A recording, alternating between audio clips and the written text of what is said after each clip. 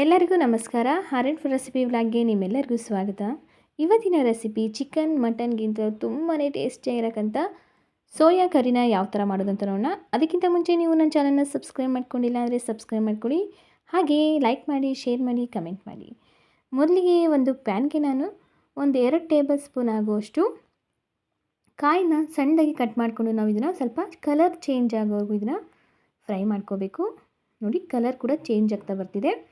ಇವಾಗ ಇದಕ್ಕೆ 1 table spoon ಆಗುವಷ್ಟು ಧನಿಯಾ, ಹಾಗೆ 3 ತುಂಡು ಆಗುವಷ್ಟು ಚಕ್ಕೆ, ಹಾಗೆ 2 ಏಲಕ್ಕಿ, ಹಾಗೆ 3 ಲವಂಗ, ಹಾಗೆ 2 ಮರಾಠಿ ಮೊಗ್ಗು, ಹಾಗೆ ಅರ್ಧ ಟೇಬಲ್ ಸ್ಪೂನ್ ಆಗುವಷ್ಟು ಜೀರಿಗೆ, ಅರ್ಧ ಟೇಬಲ್ ಸ್ಪೂನ್ ಆಗುವಷ್ಟು ಮೆಣಸು, ಇಷ್ಟನ್ನು ಹಾಕ್ಕೊಂಡು ನಾವು ಇದನ್ನು ಫ್ರೈ ಮಾಡ್ಕೊಳ್ಳೋಣ. ಇದು ಫ್ರೈ ಆದ ನಂತರ ಇದು ಸ್ವಲ್ಪ ತಣ್ಣಗಾಗಬೇಕು. ತಣ್ಣಗಾದ್ಮೇಲೆ ಇದನ್ನು ಮಿಕ್ಸಿ ಜಾರಿಗೆ ಹಾಕಿ ನಾವು ಪೌಡರ್ ಮಾಡ್ಕೊಳ್ಳೋಣ. ಅದಕ್ಕಿಂತ ಮುಂಚೆ ನೋಡಿ, ಇಲ್ಲಿ ನಾನು ಸೋಯಾನ ಒಂದು ಅರ್ಧ ಗಂಟೆ ನೆನೆಸ್ಬಿಟ್ಟು ನೀರೆಲ್ಲ ತೆಗೆದು ಇಟ್ಕೊಂಡಿದ್ದೀನಿ. ಇವಾಗ ಒಂದು ಮಿಕ್ಸಿ ಜಾರ್ಗೆ ಇದು ತಣ್ಣಗಾದ್ಮೇಲೆ ನಾವು ಇದನ್ನು ನೀರು ಹಾಕ್ತಲೇ ನಾವು ಇದನ್ನು ಪೌಡರ್ ಮಾಡ್ಕೋಬೇಕು. ಇವಾಗ ಪೌಡರ್ ಕೂಡ ರೆಡಿಯಾಗಿದೆ ನೋಡಿ. ಇವಾಗ 3 ಕಟ್ ಮಾಡಿರ್ತಕ್ಕಂಥ ಈರುಳ್ಳಿನ ನಾವು ಎಣ್ಣೆಯಲ್ಲಿ ಕರೆದ್ಬಿಟ್ಟು ಇದು ತಣ್ಣಗಾದ್ಮೇಲೆ ಇದನ್ನು ಹಾಕಿ ಒಂದು ಸ್ವಲ್ಪ ನೀರನ್ನ ಸೇರಿಸ್ಕೊಂಡು ಇದನ್ನು ನುಣ್ಣಗೆ ನಾವು ಗ್ರೈಂಡ್ ಮಾಡ್ಕೊಳ್ಳೋಣ.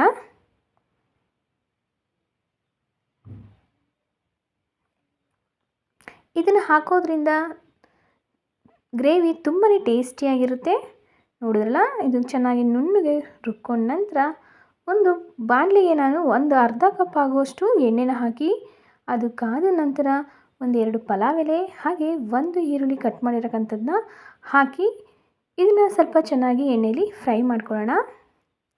ಇದು ಫ್ರೈ ಆದ ನಂತರ 1 ಕಟ್ ಮಾಡಿರೋಕ್ಕಂಥ ಟೊಮೊಟೊ ಹಾಕಿ ಇದನ್ನು ಸಹ ನಾವು ಎಣ್ಣೆಯಲ್ಲಿ ಚೆನ್ನಾಗಿ ಫ್ರೈ ಮಾಡ್ಕೋಬೇಕು.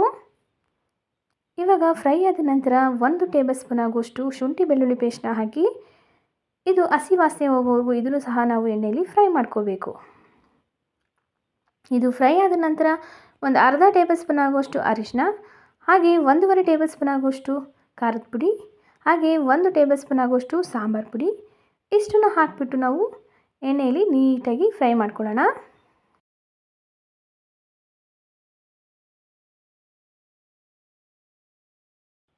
ಇವಾಗ ರುಬ್ಬಿರೋಕ್ಕಂಥ ಮಿಶ್ರಣ ಹಾಕಿ ಒಂದು ಸ್ವಲ್ಪ ನೀರನ್ನ ಸೇರಿಸ್ಕೊಂಡು ಒಂದು ಸಲ ನೀಟಾಗಿ ಮಿಕ್ಸ್ ಮಾಡ್ಕೊಳ್ಳೋಣ.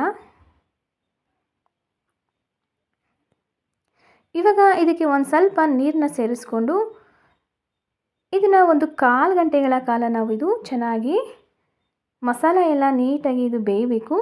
ಅದಕ್ಕೆ ನಾವು 1/4 ಗಂಟೆಗಳ ಕಾಲ ನಾವು ಇದನ್ನು ಚೆನ್ನಾಗಿ ಬೇಯೋದಕ್ಕೆ ಬಿಡೋಣ. ನೋಡಿ, ಚೆನ್ನಾಗಿ ಬೆಂದಮೇಲೆ ಮೇಲೆಲ್ಲ ನೀಟಾಗಿ ಎಣ್ಣೆ ಬಿಡೋಕ್ಕೆ ಸ್ಟಾರ್ಟ್ ಆಗುತ್ತಲ್ಲ, ಅಲ್ಲಿವರೆಗೂ ನಾವು ಇದನ್ನು 1/4 ಗಂಟೆ ನಾವು ಚೆನ್ನಾಗಿ ಇದನ್ನು ಬೇಯಿಸ್ಕೋಬೇಕು.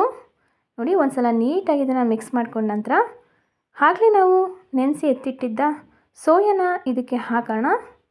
ನೋಡಿ, ನಾವು ನೆನೆಸಿಟ್ಟಿರೋದ್ರಿಂದ ನಾವು ಇದನ್ನು ಜಾಸ್ತಿ ಹೊತ್ತು ಏನು ಬೇಯಿಸೋದೇನು ಬೇಡ.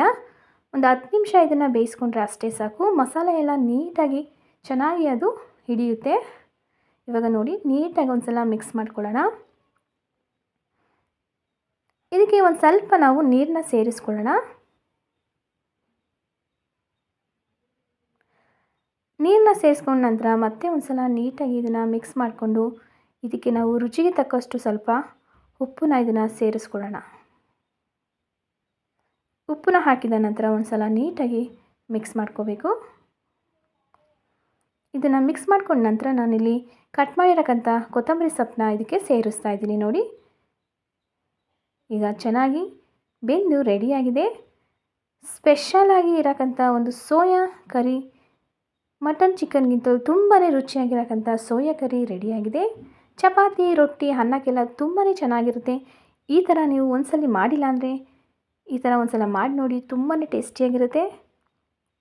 ನೋಡ್ತಾ ಇದ್ದಲ್ಲ ಯಾವ ಥರ ಬಂದಿದೆ ಅಂತ.